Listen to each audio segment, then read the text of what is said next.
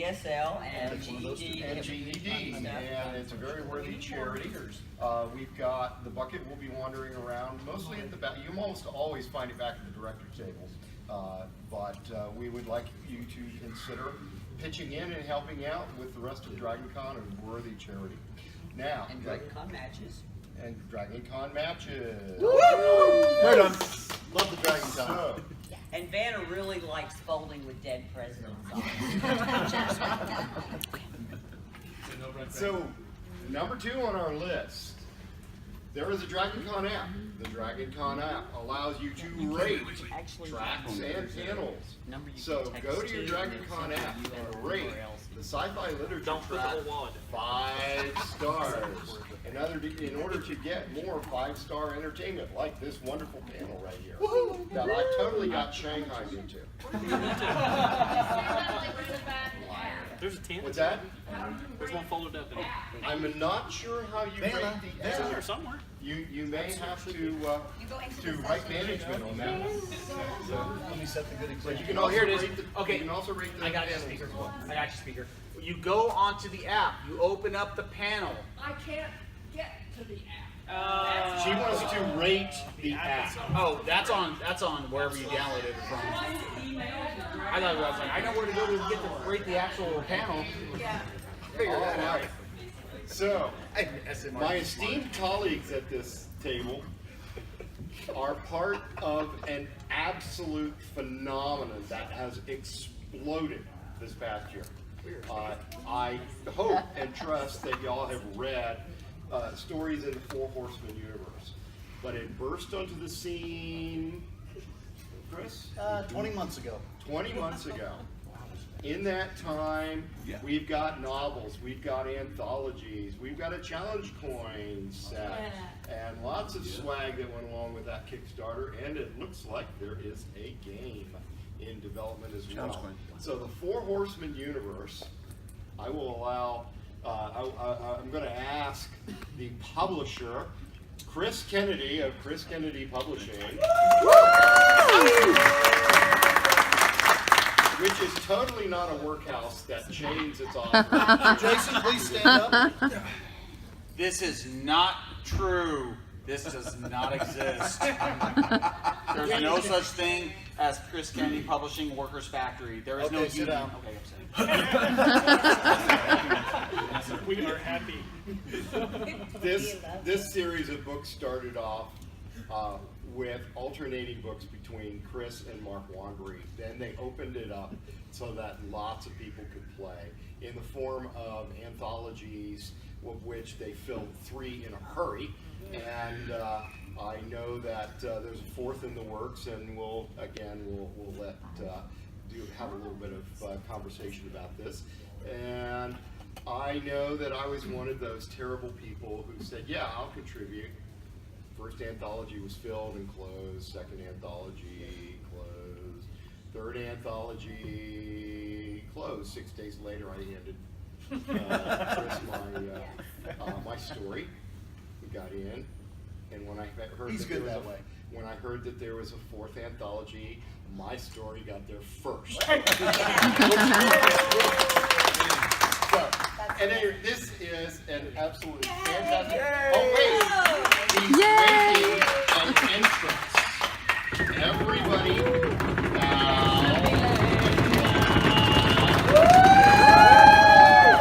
Ladies and gentlemen, Chris Silvercorn! We have books we were going to get to do? Well played. Ordinarily at a round table, we went in and have everybody talk a little bit about their contributions, but I really would like to start with Chris and Mark giving us a little bit of how this universe came to be. Hey, Mark. Well, welcome to the panel. Introduce. I'm going to let you start because this was your idea. This was my idea. Yes, tell the people about the Four Horsemen universe. How did it come to be? It was a fever dream one night. Actually, it was after reading Ready Player One.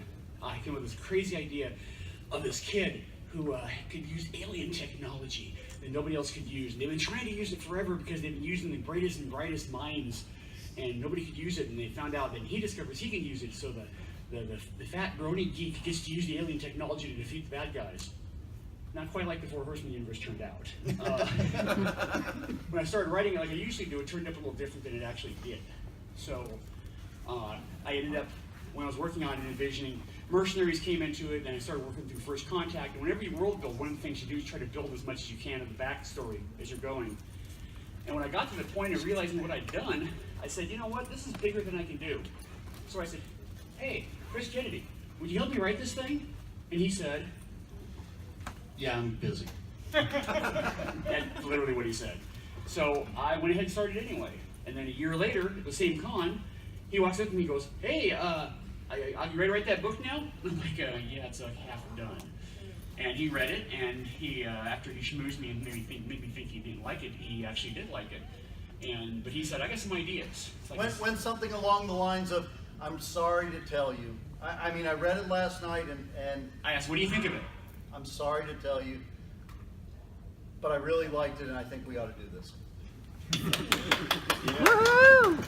And then we sat down and kind of finished the world building out. We changed it from 1 unit to four units, and we said 4 units. How about 4 horsemen?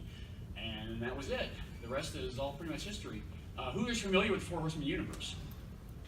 So 1 or 2. For those of you who aren't, basically it starts 2025, there's First Contact, when aliens show up and they say, hey, we're from the Galactic Union and you don't have anything, so have a good day. And but in the course of us deciding to join the Union anyway, the ISIS bombs the UN and kills the Galactic Merchant Guild's ambassador and his 2 Minshaw guards. Well, the guild member's not a big deal, but the Minshaw take it personally and basically glass Iran in response to that. Well, it's kind of a one-sided fight, but they actually fight okay. So the aliens go to them and say, hey, you guys can kind of fight. Those guys we were fighting were good. And our special forces are like, those guys? Oh, you have no idea. So they discovered that there are only 36 races in the entire galaxy out of hundreds of thousands that will actually fight for pay, or even really to save their lives half the time. We are the 37th. And that's kind of where it started. And then flash forward 100 years. Well, at that time, 100 units go out in the first set of contracts, the alpha contracts, and only 4 return. They all happen to have a horse in their logo. They become known as the 4 Horsemen. Flash forward 100 years, and that's where we are now. The first 4 books are the 4 individual units. Cartwright's Cavaliers, written by Mark. Asbrand Solutions by me. Winged Hussars by Mark. Golden Horde by me. And then War breaks out. But it went a little bigger than that, because we got to the end of the 4 books and we said, well, we need to expand the universe a little bit. And faster. Yeah, I mean, 2 people and there's this entire galaxy to do. So we said, hey, we'd like some of our, we asked some of our friends, we want to expand the universe. How would you like to write a story in the 4 Horsemen universe? And I was looking for 15. I got 45. So that became 3 anthologies. Instead of one. Yeah, a fistful of credits for a few credits more, and the good, the bad, and the murk. And we thought, hey, great, all right, that's great. We've expanded the universe a bit, that's wonderful. But some of the people read a fistful of credits and they said, hey, there's this little peacemaker that's kind of cool, and we'd like to know more about her. Could you tell us more about her? And I just threw the peacemakers in when I built the Bible as an interesting character that I might want to write about someday. And we got 6 peacemaker stories. Oh yeah, most of the stories were peacemaker, and we had to go, no, we got enough. Been there, done that, no more. So we said, hey, Eikenberry, how'd you like to write a little more? Go for it. What did you do? Here's your mic. So, I got the introduction to what Chris and Mark were doing through Chuck Gannon. And you are? I'm Kevin Eikenberry. I write the Peacemaker books in the universe. And so about the time that my second novel, the Vendetta Protocol, was coming out, Chuck had offered graciously to blurb. Chuck Gannon, who is in the audience and is a wonderful guy. And at the bottom of Chuck's email to me, he said, I'm going to introduce you to Chris Kennedy and Mark Wandry. They have this world that I think you'd be a good fit for.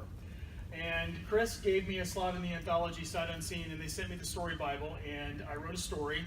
And I did something I'd never done at that point before. Literally, as I typed the end on the story, I sent the first draft to Chris and Mark and said, am I even close? Am I doing what you want to do in your universe? Because I hadn't read the first 2 books. And we said it sucked. Now, 3 hours later, I got the email, holy shit, can you write a book? And I said yes. So I wrote Peacemaker and then turned it in, and it was so well received. And then they asked me to write 2 more. So I wrote Under the Threat and Standard Fall, which just came out 3 weeks ago.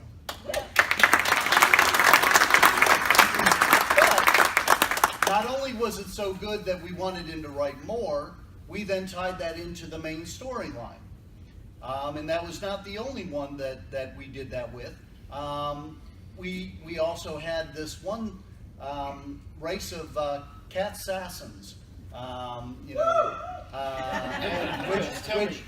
me, how many short stories did you get from somebody? I seem to remember there were 3 original anthologies, right? There were.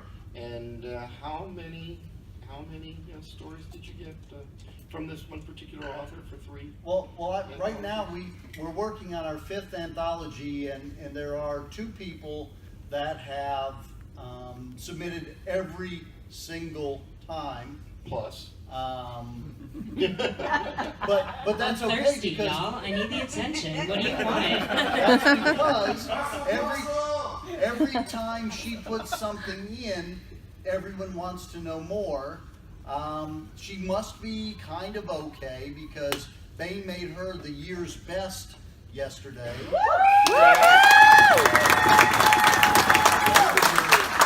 It's very well deserved. So I had mentioned this race of cat assassins, and I had just written it into the Golden Horde, and I got something from this person, and she said, hey, I'd really like to write a story about a race of assassins that are cats. And I said, well, I think I'd like that very much. Casey Ezell. Yeah, so I came to the universe. Well, first of all, I'm Casey Ezell. Welcome to our negotiation. Yes. So thank you. So Could you please stand up and turn around? yeah, so we have a visual here. That's a epic. This lovely lady's shirt is a. The art on that was created by Mika Gruska. Yes. Did I say that correctly? Yep. Mika Gruska. She's one of the artists who works in the Four Horsemen universe, and Thank you. That's good. she created that piece for Marisa and I after our story. But I'm getting ahead of myself. So I came to the universe because I got an invite email from a guy by the name of Chris Kennedy, who I didn't know actually. So I immediately read the email and then did what I do always when I'm like, what the heck is going on? I emailed Speaker. I was like, Speaker, who is this? And he was like, oh, that's Chris Kennedy. You want to do this project? Just some dude. Some dude. Some dude. I heard Yeah. about this. I heard about this guy who runs a writing factory. Right. So that's right. He used to That's drop right. bombs on people. Speaker recruited me into the writing factory. So our conversation went about, like Chris described, he sent me the scene that it hadn't been published yet in Golden Horde, and from that he was like, all right, do what you know, as long as it fits with what I've got here, go ahead. So I wrote a story called Gilded Cage for the first anthology, and my entire plan with that story was I wanted to flip the script of people rescuing a half-drowned kitten off the side of the road and making that kitten, like the family pet. Because I don't know how many of you are cat people or own cats or know cats, but it turns out that cats are adorable and sweethearts and loving and sociopaths and absolutely remorseless, and therefore, I call them sociopathic cuddle monsters is my affectionate term for them. So yeah, they're nature's perfect killers, and they're also super cute. So I wanted to play with those concepts and create the universe's perfect killer race. Turns out they think we're cute too. Yes, they do. They really do. So so I wrote the story and I sent it to Chris and Mark, and Wow. Is that what we said? Wow. oh, Thank you. That was what I said. I didn't know that. Holy Because like a week later, I go to RavenCon and Chris walks up and he's like, Casey, I'm Chris Kennedy. We've corresponded. It's nice to meet you. I was like, yeah, it's great to meet you too. He goes, we really liked your story. Would you like to write a novel? And I was like, oh, yes, I would. And then I was like, crap, I'm super busy. Hey, Marisa, how are you? Hey, I want to send you a story. I want to know what you think of it. So I sent her Gilded Cage, and she was like, hi, this is like Mad Libs. yes. I'm Marisa Wolf. So Casey, much like a cat, does not go about things directly sometimes. Sometimes I do. Sometimes you, that's why I added the sometimes, because sometimes she is very direct. But this was a very sneaky hook. So she sends me the story, and I read it, of course, because I read all of Casey's things. And I was like, oh God, it's amazing. I really love it. She's like, do you really like it? I was like, yeah, I really like it. She's like, cool. How do you want to maybe co-write a novel about that? These cats, these little sociopathic cuddle monsters? And I was like, yes. And then I immediately freaked out for like 2 months. Yes was the immediate answer, because when somebody asks that question, You say yes. you say yes. Yes. So together we created Assassin. So this is where you clap.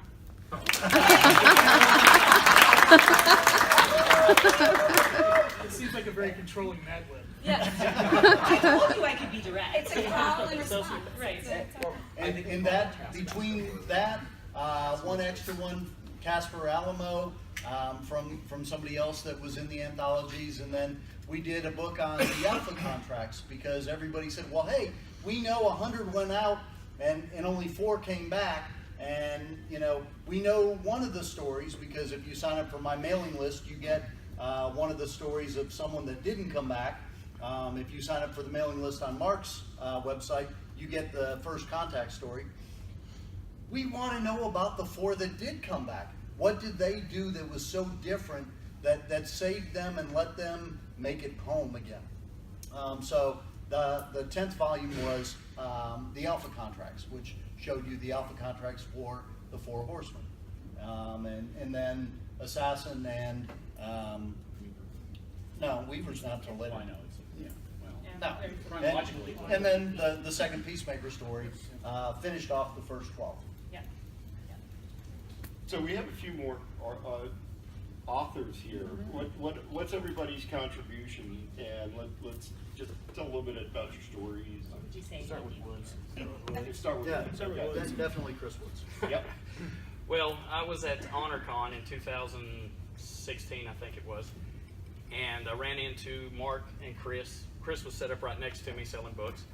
We talked quite a bit, did a few panels together, and after we left, I got a call from Mark, I think it was, who said, would you like to do a short story? I thought actually make a porch first. Well, yeah. How would you like to mow my lawn? And then he asked me to write a short story as well. But I was like, oh, yeah. So 3 days later, I sent Chris a story. And he was like, you're done already? I guess I'll have to put it in the first book. So it went into a fistful of credits. It was called Legends. And after people saw it, they kind of, hey, this might be all right. They said, how would you like to do a novel? I said, all right. So I wrote Legend, which happened to be nominated for a Dragon this year. And we're being super It not only was nominated, but was a finalist. A finalist. I was standing with Timothy Zahn, David Weber. Oh God. I'm. Deep breath. Oh yeah. It was amazing. Yeah, I got to introduce him to Larry Niven. That was pretty cool. Yeah. After I tried to sell him a book. I didn't know who Larry Niven was. I'd read his books. I'd never seen him. I mean, I hadn't seen any of my authors till I started doing conventions. I'm sitting down in the Fantasy Gather, and this guy comes up and he's looking, and I'm trying my best to sell him a book, and he keeps looking at me funny. And I'm like, all right, he's kind of not interested, but I think he took one of the bookmarks anyway. And It's okay. He asked Larry Correa, are you an author too? That was how they met in the elevator last year at Liberty Bell. I got back to the room, and my wife, she shows me a picture of a panel that happened here, and I was like, holy crap, that's Larry Niven. I'm trying to sell him a book. And so yeah, it's been something else. But anyway, back to the legend. It's all about Thundercats, I think. Pretty much. Interracial sex. Or Yeah, interspecies well, sex. you know, they told me to, you know, the theme was kill aliens and get paid, and I thought they said meet aliens and get laid. And as it turned out, you know, it worked out pretty well. So Niven would have liked that then. You know? Well played, Oz. Well played, Oz. And Legend actually starts the next series of not main storyline, but other stories that people wanted to know. Readers said, we want to know more about this. You know, we saw this short story, we need more. We want to know what else happened there. Legends became Legend. And there will be 2 more. Yeah, and that started the 4 Horsemen tales, of which there are now 4. When the original 4 Horsemen stories came out, we did not know it'd be so successful, so everything went into the first series. There's anthologies, everything's there. And when we started the second series, Omega War, we decided to put these kind of stories in their own category, their own series title, basically. Right. Do we go on to John? Yeah, Oz is next. He's got the next book coming out. Hi, I'm John R. Osborne. Also a Dragon Award finalist this year. Yes, for fantasy. That was a huge honor. So I had, you know, like a lot of writers, had spent most of my life wanting to be a writer, but never quite finishing. And after Mark had met Chris, and they started doing the 4 Horsemen universe, and they were going to do the first anthology, Mark's like, look, do a short story. You can finish a short story, it's only 8,000 words. I was like, well, okay, I guess I can do that. And you know, he said, you know, if I turn it in, then Chris will take a look at it, and if it's good enough, it'll go in. And well, it went in, and once I got published, and it's kind of like, you know, okay, this is pretty cool. I need to do some more. So that story You mean was. I get paid too? Oh yeah, that story was Surf and Turf featuring Bjorn's Berserkers, and then in the third anthology, Good Bad and Mark, I did another Bjorn's Berserkers story, the Angels and Aliens, and now I'm going to be doing a book because some of the reviewers are asking, well, when are we going to see a Bjorn's Berserkers book? So I'm working on that. It's called When the Axe Falls, and it's going to be an Omega War story. Woo! Yeah, the Omega Wars is the current main storyline. The first 4 books in the Revelation cycle that, you know, discussed each of the 4 companies. The storyline then goes from there to the Omega Wars, which started with A Fiery Sunset, then Midnight Sun, Dark Moon Arisen, Standard Fall, and then we just had Sinclair's Scorpions come out on Friday. So we're moving on, and we're finding out how the humans are going to try and retake Earth, because Earth has fallen. I want to jump in here. And that's my privilege as moderator. I really want to stress how fantastic. You realize 20 months, we have a fully realized universe with multiple players. That is absolutely amazing. And 20 books. 20 months? 20 months, 20 books. There's roughly a book a month. Not amazing, unprecedented. George R.R. Martin, eat your heart out. Well played, sir. I said at the beginning of the year that we would have a 4 Horsemen book every 3 weeks this year, and we have. We're actually running a little ahead. This is where you clap.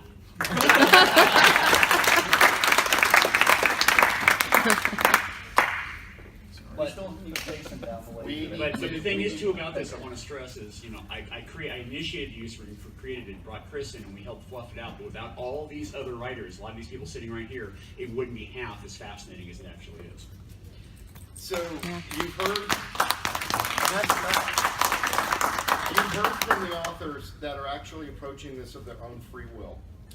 We do have the author who is in fact chained to his computer. Jason? My name's Jason Cordova. I wrote in both Fistful of Credits and The Good, the Bad, and the Worst. Okay, let me rewind. Chris Kennedy, we met, he doesn't realize it, at the very first HonorCon.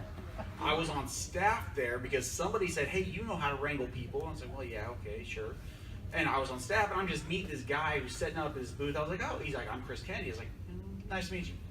Like, are you a volunteer? No, I'm selling books. Nice to meet you, sir. I've got to keep going and find more people.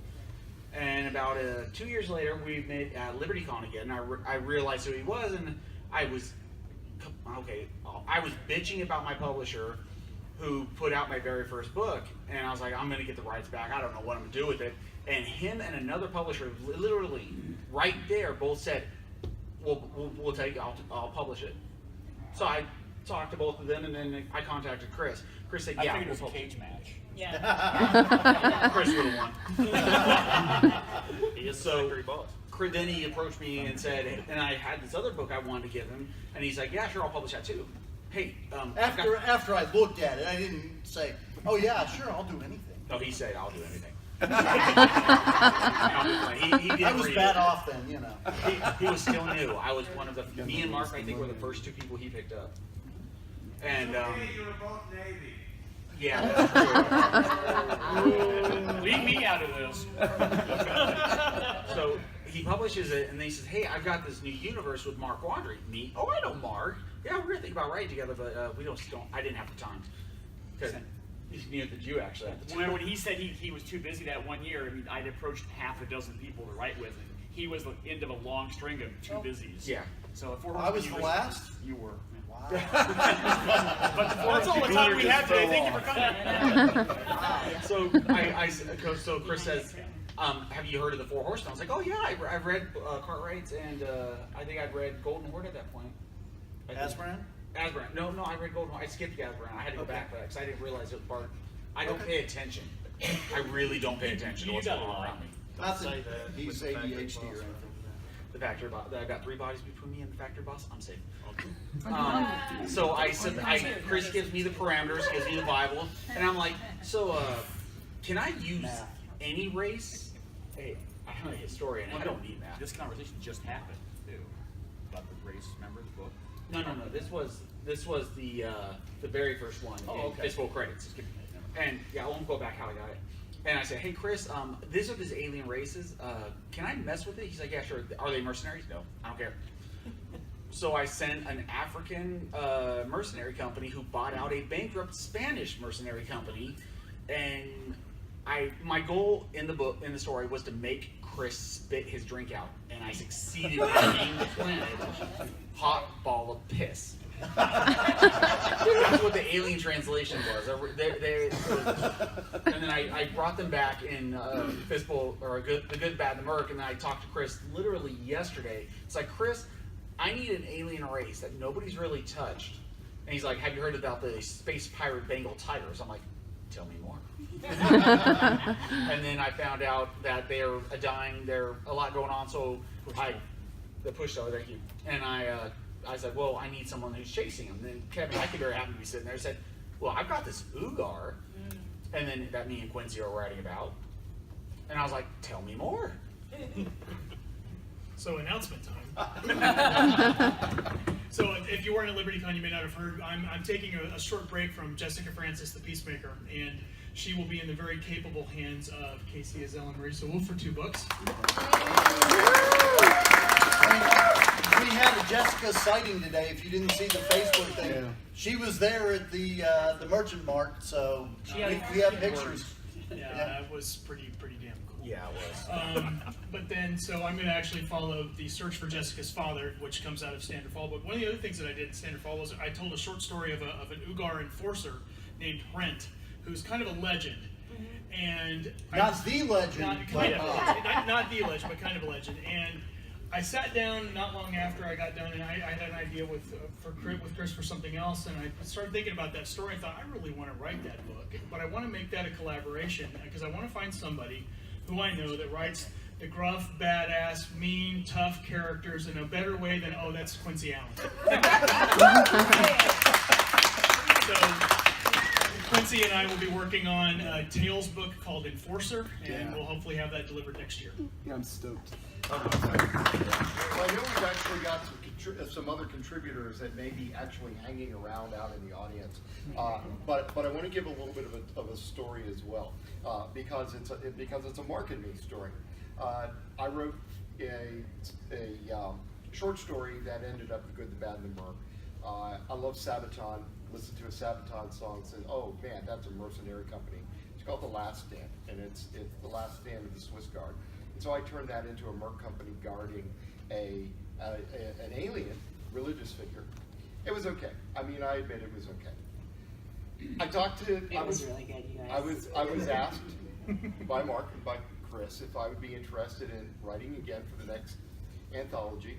And in my day job, I work with the brain and brain prosthetics. And Mark says to me, you know, This is where you step in. Oh, I said, you know, these things we have called implants that I introduced like in the very beginning of the universe, and they're cybernetic implants you can jack in, use computers, the wetware kind of stuff that's very common in science fiction.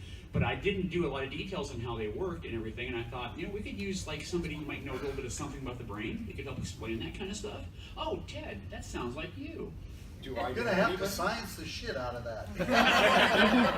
So I, Oh wait, did I lose to Andy Weir today? and this conversation took place in the hallway at DragonCon just this past April. And so I said, well, where do the mercs get these? I mean, who are the first humans? Well, actually, it's kind of seedy because the Earth didn't really approve. And, well, then where do they get them? Well, there's this race called the Rogel. And the Rogel are octopus. And they do something kind of like psychic surgery where they have these pseudopod tentacles that they insert. And I go, ooh, I can work with this. And I start writing the story. And the problem is, I started giggling. Now, one of the things about Last Stand is it was kind of dark. And a lot of things I write tend to be a little dark. And I remember Chris saying, hey, we got some good stories for Good, the Bad, and the Merc, but it actually was kind of dark. And I'm writing along, and I'm thinking I could write this nice, serious story about No shit, I cybernetic was there, implants. right? And actually, that's how it starts. And all of a sudden, I'm giggling. And so I send a snippet off. I like it when speaker giggles. It's fine. I sent a snippet off to Chris and Mark, and I got giggles in return. And I raced and finished it off because once you start giggling like that, you've got to finish. And the thing that I got back after I sent it to Mark, this is great. I'm giggling. And so I really do hope that you will like, what did we finally end up deciding to call it? It's not Thingy and the Brainy, but it ought to be. It really ought to be. If you read Wind Hussars, you were introduced to the Rogel. It's Dr. Nemo, as they named him, because Alexis loves naming things, quirky names and everything. Yeah, they have an aquatic humanoid that she calls Flipper, for crying out loud. But Nemo, they're the most non-human intelligence we've dealt with as a race. They don't think the way we do at all. You know, the idea of growing a brain in a jar is perfectly acceptable to a Nemo, especially to a Rogel, especially if the human's still alive. It doesn't bother them a bit. And It's headspace and timing. headspace and timing. Thank you. That's it. Headspace and timing. It's also a bar story, and it incorporated the challenge coins into the bar story as well. And I had fun doing it, but I do hope it has giggles. It brings giggles because we discovered that the Rogel have a very, very strange sense of humor. Now, I did notice we've got some other authors out here. We do. Yes, I think they should stand. I see a guy with Martian things on his head. Yeah, you think so? I think he's a real genius.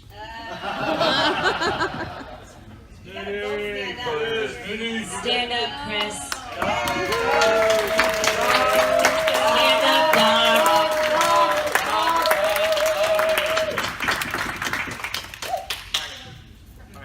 What do you think? Should I bring him up here to say? I think you should. Yeah. Come on, guys. I mean, that wall wrap guy wrote a story that is absolutely a gut punch. It is indeed. The wall wrap guy can write. Come tell everyone how you got mixed up with this motley crew. You made me. Probably true. She's But good was at she that. sneaky or direct? Yes. Yeah. No, Smitty, you complete me. cheating on me again? Apparently. Time, everybody.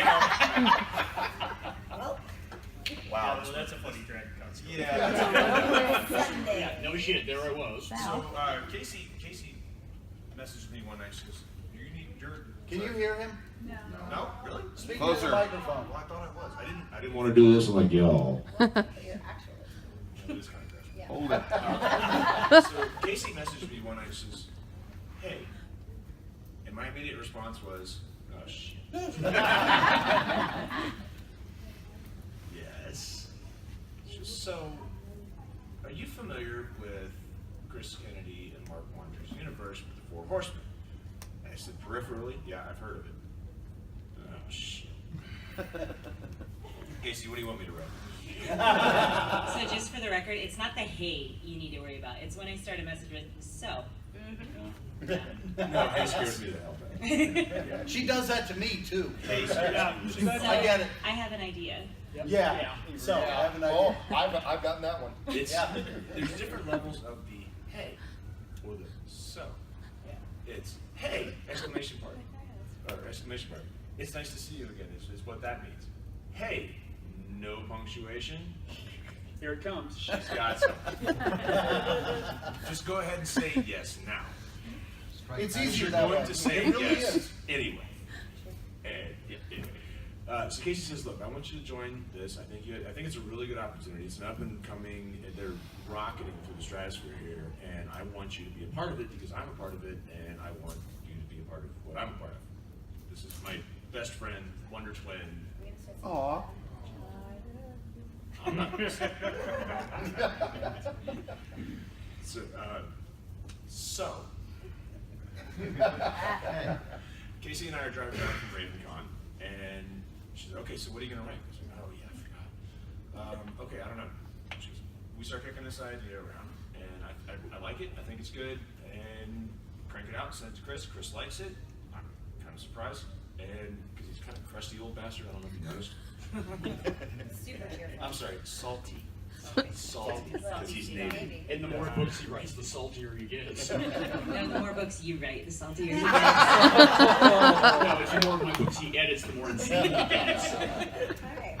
All of the above is true. Oh, you're a publisher now, aren't you? Chris liked it, got a good response from the fans. Jason taps me on the shoulder one day, says, "I have an idea." Oh shit. Are you serious? Okay, go ahead. "We need to collaborate on a story with your character." I said, "Okay." Because Jason and I worked together before, and it's usually boozy, but fun. Much like DragonCon. Much like DragonCon. And we generally sit there and watch each other type on the Word doc online and just go into fits of giggles. And then turn around and hit each other on the messenger on Facebook and say, "I am laughing my ass off right now." He's like, I know. Me too. So yeah, Jason and I are going to take Mr. Zorgama from The Good, Bad, and the Murder, correct? Is that the one? Okay. And we're going to flesh him out in a full-length novel, origin story, writer's down. If you're not familiar with the character, think John Wick meets The Equalizer meets Mr. Wolf. Mr. Wolf. Mr. From, Wolf. From Pulp that Fiction. movie that was not Pulp Fiction. John Wick's from John Wick. I don't know if you've heard about that one. That's the one with the dog? There. Yes. Yeah. And the mustache. So I'm going to turn the mic over to my buddy. Phil. Come on.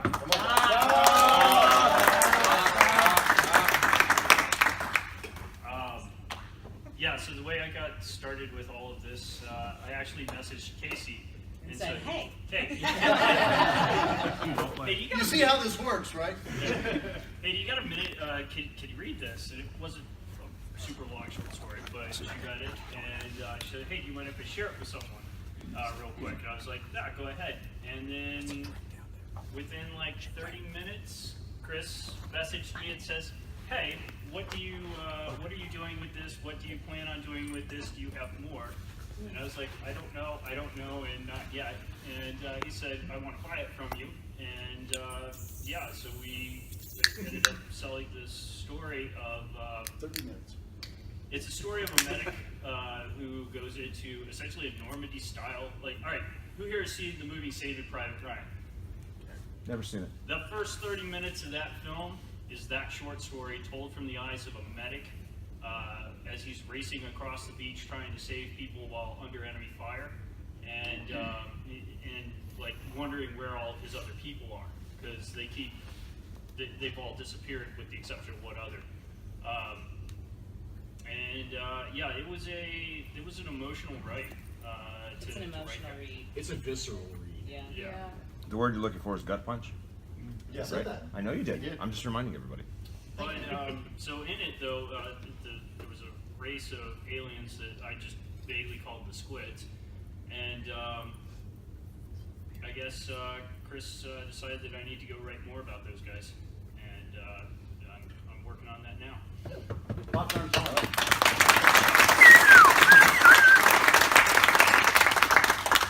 That has kind of become more. It's kind of diversified from the Four Horsemen universe and gone a different direction. But Yes. it is becoming a pretty big thing with other people involved, and it's going to be a great storyline all of its own, and may take on something similar if things go well. So watch for that. Love what Doc is doing there. Doc has a great feel for storytelling, and you're not going to want to miss it. Thanks, Chris. Yeah. Hey, Doc, was New Saxony involved in that one? No, that's something completely different. I'm not allowed to even go near that until I finish what I'm working on for him. Yeah. So many Back to the tentacles. factory. Back to the writing factory. Yeah, please don't get confused. I'm not trying to launch Just understand, we still stand with New Saxony. Okay. Facebook in joke. Let's just say some people can't separate fact from fiction very well. No, really? Really. I think this is actually a great time to open up to questions from the audience. I'm going to reserve a little bit of time at the end, so don't be surprised if I cut you off, because I want Chris to tell you a little bit about there's more than just the Four Horsemen universe coming out of Chris Kennedy Press. So just give us a couple of words at the end. But let's have some questions from the audience. And I got a hand up already. Go for it. What is the process of making the story Bible, and is that collaborative in and of itself? That's good. That's actually a great question.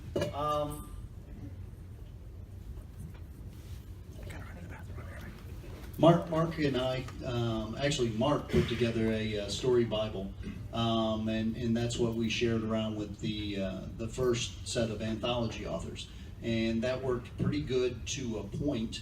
It's as fast as the universe grows, it's really hard to keep up with it. We have Rob Howell working on a wiki to try and bring in everything faster than what we could do.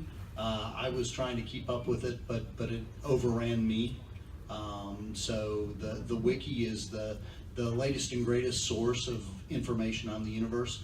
And if you haven't found the Merc Guild, there is a Merc Guild on Facebook. And if you're part of that, you can say, hey Rob, hey, update this part next. He takes requests. Yeah, he takes requests for where you want to know more next, and he'll start filling that in. And you can always ask us too, because we're willing to answer a question. And we maintain a master file among the core authors, which is me, Chris, Casey, Marissa, and Kevin right now. And whenever they add a race or particular stuff, I update it on this spreadsheet basically. So every Merc race that's ever been named is there, and most of the secondary races as well. So if any of you are wondering, I believe we've named 26 Merc races right now. So there are only 11 of them that nobody knows what their names are. And there will be one in When Eagles Dare. When Eagles Dare is Doug Dandridge. You may know Doug Dandridge. He has a pretty big following. He was in one of the anthologies. Don't ask me which one. I think it was Fistful of Credits. Yeah. No. It was the first one. It was Right. first one, yeah. Fistful of Credits. He is doing a reprise of the short story in Fistful of Credits with a full-length book that'll be part of the Tales. That'll actually be the next Tales book that comes out, and we'll go back to that unit. So that's the next one out in that direction. I forget where I was going with that. I think you got it. Okay.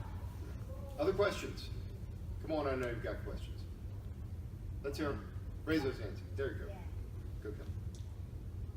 So, Marissa and Casey, for the Depic, I know you guys have described the life cycle and the time frame. So, from what I get, it's more of a 10 to 15 year life cycle for them, with like 20 to 25 being the ancients. Repeat the question. So the question is, basically, she's asking for more details about the lifespan and life cycle of the Depic. And you're correct, Kelly, mostly. 20 to 25 is considered old aged for them. They are mature enough to, they're essentially adolescents at age 4, mature enough to start breeding at, what did we say, 5? Yeah, 5 to 6. They're considered, full-on adults, like what we would consider someone 30 or so, around the age of 10. And then they typically die, unless they're killed on a mission, which happens, although not very often, in their late teens, early 20s. So a 25-year-old Depic is roughly the equivalent of someone in their early hundreds for a human. And there have been reports of up to 30 years old, but those are rare. Those are very rare. You were giving that description, I was thinking of Jurassic Park. They're lethal at 3 months. Yeah. And they are. Yes, and in fact. And if you haven't read, which anthology was In The Good, the Bad, and the Murk, there's a story called Lessons, where the main character is essentially a newborn Depic, and she's very, very deadly right after. And under the skin, you get an older hunter who then shows up in Assassin, and he is very old. Yeah. In one of the upcoming short anthologies too, I've written a story about Jim Cartwright Sr., the original Jim Cartwright, and he might just encounter a Depic in that story. And I can tell you from the writing experience, as I was writing Standard Fall, if you're not familiar, I'll give you a spoiler, there's a Depic in Standard Fall. And I reached out to Casey with the original idea, and okay, you can go ahead and play with that and see what we come up with. And then it was, about 3 months later, I get an email from Casey, hey, and what would you think about having Jessica come in to play with the Assassin timeline? And so the way that we ended up doing that, I won't spoil the end of the book if you haven't finished it, but it was a joy to write, and Casey and Marissa are so awesome to work with. They're going to do a great job with that character, and what they've done with the Depic's incredible. Sure. Can I digress for just a second? Because this is something that they might find interesting. One of the points that, Maybe. Okay, well, tell me to shut up if I need to. Sir. No, go ahead. So, one of the things that I think is a hallmark of the setup that Chris and Mark have created here with all of us is that the communication flow between all of us is really, really interesting, and it's actually really, really good. I know Marisa and I get, we field questions from basically everyone who wants to include a member of this race in our story or in their story. It's your race, you want them. They are the Depic experts. Exactly, and so I know, I'm going to speak for you, sorry. Marisa just recently wrote a story that included a Siricon, and so she reached out to Chris Woods to say, hey. You see this happens a lot. I have an idea. How does this work? Does this, is it cool if I do this kind of thing? So, the question over here, I think, asked about the Story Bible. The Story Bible was a phenomenal start, but what really I think is making this work the way that it is the fact that, you see us sitting up here and cutting up because, we've become pretty good friends, we're the CKP Writing Factory family. If you work on the factory floor long enough, you get to know everybody. Yeah, exactly. We've had this ongoing text message ramble throughout DragonCon, between all of us.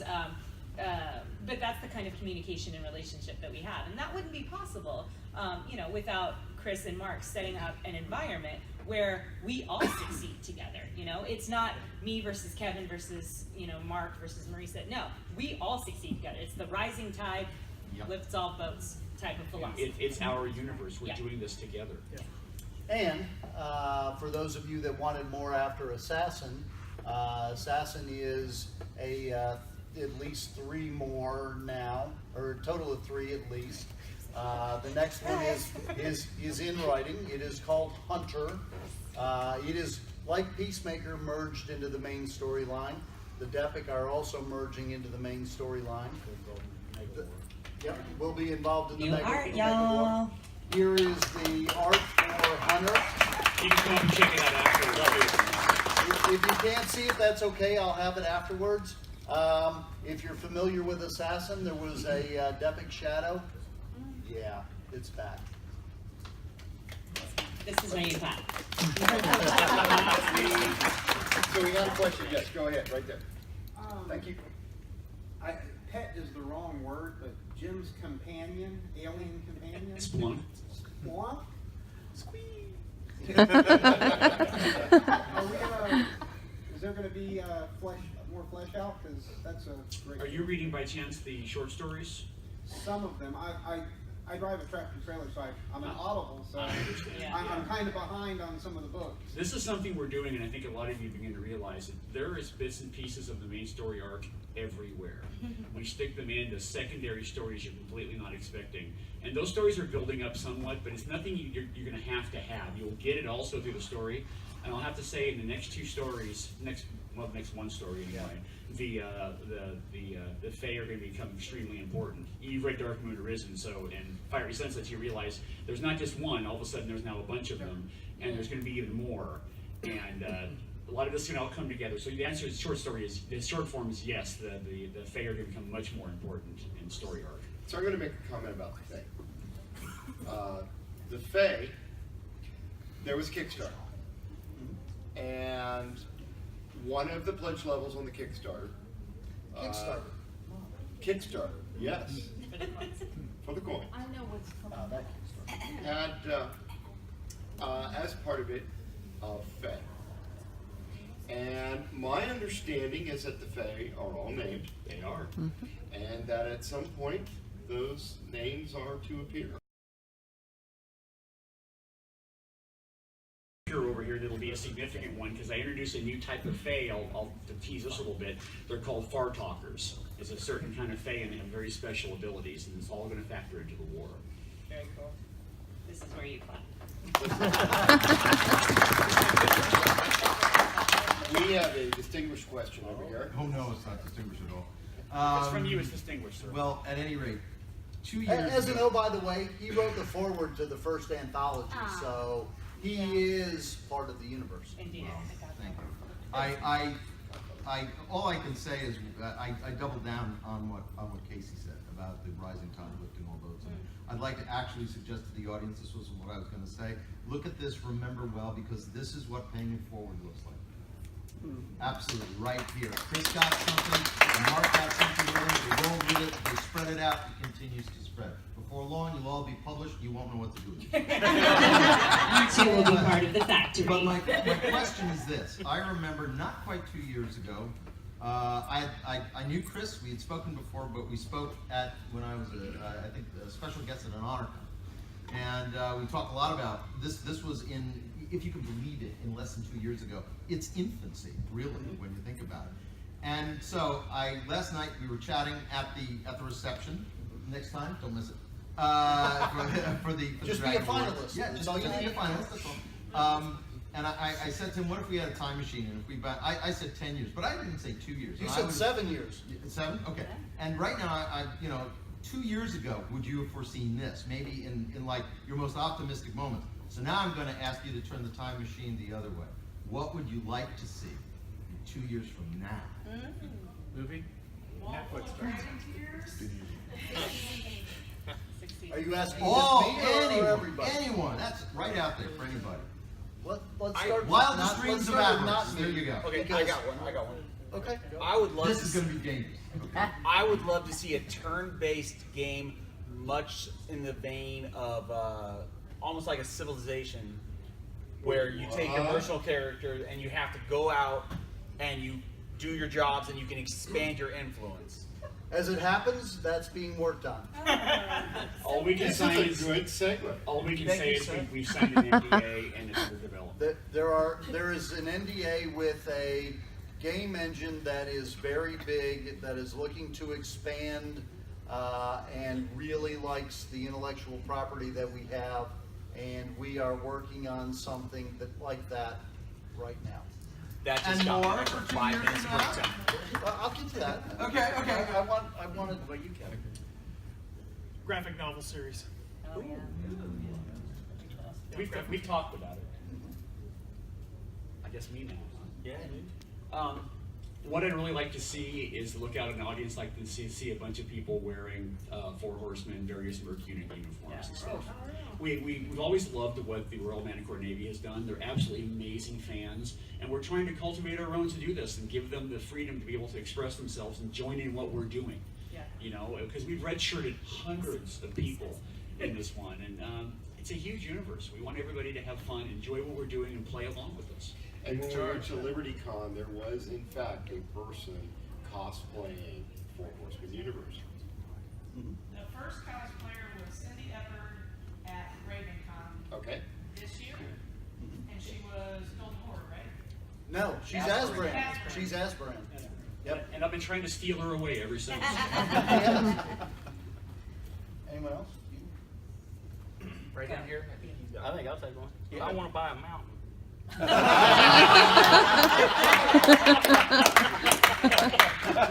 We all want to be like her. Well, it takes like 5 years to develop. 5. Move the timeline out. There you go. Okay. What about the boss? What does he want? Okay, I mean, so. well, so Go ahead. I thought you said the bot. No, I'm just kidding. I am the babyest on the panel. I'm not trying to take over the factory. You're a core writer. I still want to get off the floor, the factory floor, though. Anyway, I think in 2 years it would be great if CKP had built out a couple of other shared worlds in the same vein as Four Horsemen. Four Horsemen is so much fun. You queued that up. Oh, should I just stop? I wasn't even prompted. Go ahead. But yeah, I think that would be really amazing. Like to be able to have this much fun in a couple of different genres and a couple You of mean different something like what Doc is doing? I mean, maybe something like that. Okay, and I think there's certainly room for something else. Oh yeah, I think there might be something like that. It's kind of worked okay with the Four Horsemen. It's been really It might good. could be done in another way. Might could. Yeah. Okay, first I'd like to say thank you for the question. Slow pitch softball here. Right. I don't know if anyone ever looked in the back of the room, but there's a couple posters that say "Raising Cain" with Chuck Gannon's name on it. Please take a look at that if you haven't, because he is an excellent author in his own right. Not only has he helped us by starting Fistful of Credits, he's also, can I say that you're working on something to contribute to? You can say that. Okay.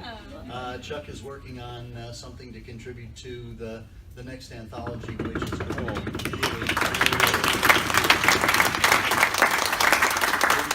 we've talked about this for a while, and it's really cool. Anyway, so to answer your question, I see it continuing to grow. I like what Mark said about becoming something along the lines of TRMN. I want it to continue to grow and be inclusive and have the readers have a say in where we go. You're absolutely right about paying it forward. The next 2 anthologies have 4 authors in each that this will be their first paid work. Oh, cool. That's been our plan all along. We've always made sure to include some authors who've never been published because we've all been there. Bravo. Right. Absolutely. And we want to, like when we were first coming along, Chuck gave us a hand. Several other people did as well. We want to pay it forward as well and hook up the next folks and give some great authors a start. There is, for those of you that don't know it, there is another Kickstarter. The coin Kickstarter was so incredibly, it was incredible how much everyone jumped in. We were really honored and almost speechless at times at how well it was backed. Right. We said, well, hey, we'd like to have $3,000 in 30 days. We had that in about 2 hours, and we ran out of stretch goals in the first day. We spent 28 days scrambling for Right. ideas. Looking, what else can we do? What else can we do? So that was great. The next thing that we are working on is a collectible card game, the Four Horsemen Omega Wars, something along the deck builder, that is along the lines of Hull Breach. If you're familiar, here's what it looks like. Once again, you can come see it. The Kickstarter's underway right now for that too. It just started Friday. Yep. And it's already over 25% funded. Yeah, it's already over 25% funded. Thank you very much for those of you that have been part of it. And that's what I want to I want to see it continue to bring in new people, continue to obviously be successful. I'd like to kick that weird guy off the stage next year, maybe 2 years from now. Not that he was there to get it, but no. But seriously, I'd like to make this something that has a lot of fans, because it's big enough that they can all find something in it for them. And that's part of what we do with all of these authors. Is there are a lot of really, really good stories. Not everybody writes for everybody, but there's certainly something for everyone in this series. So that brings me, I think there was mention that there might have been some other finalists for Dragon Award this year that were maybe Chris Kennedy Publishing, that were not necessarily for award. Could you tell us what else you've got out there? Well, Chris Kennedy Publishing has 5 imprints, and I think almost each of them had a Dragon Award finalist. We had John Osborne for fantasy.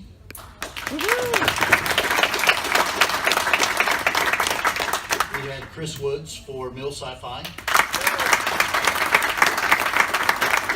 We had Mark Wandry for horror. We had Casey Azell for alt history.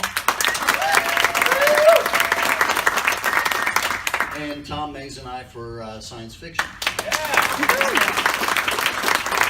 My point being, we've already said that the Four Horsemen universe was unprecedented. Thank you, Dr. Cannon. Chris Kennedy Publishing is unprecedented. And this is a fantastic group.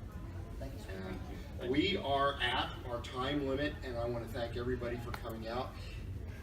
And you know what? I don't usually do this, but I'm going to end this with, come buy our books. Because that's the best